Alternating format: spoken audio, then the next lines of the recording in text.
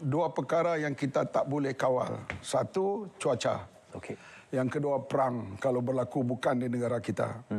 Sekarang kita menghadapi cuaca panas yang menyebabkan kemungkinan hasil padi yang dituai sekarang di negeri Kedah mungkin akan sedikit berkurangan. Kerana cuaca panas luar biasa di Kedah dan di Perlis.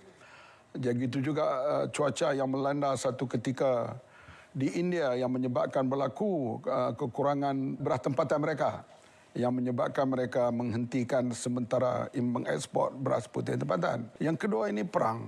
Okey. Bila perang ini dia tak terlibat negara kita, tapi berlaku kenaikan harga minyak yang mendadak.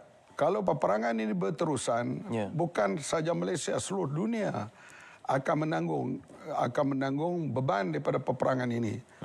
Di Eropah, di Jepun, di Korea, ini semua gergasi ekonomi. Mereka sedang menghadapi masalah yang lebih besar daripada kita.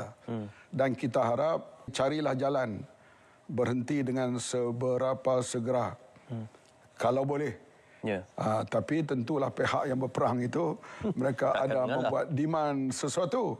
Tapi kita tahu ia membawa akibat kepada seluruh dunia. Dan di situlah kita akan hadapi perubahan-perubahan itu dengan penuh perbincangan, kesabaran, dan kita juga mempunyai hubungan diplomatik yang baik dengan negara-negara yang membekalkan. Kerana ini kita harap sama-sama menanggung beban ini bersama.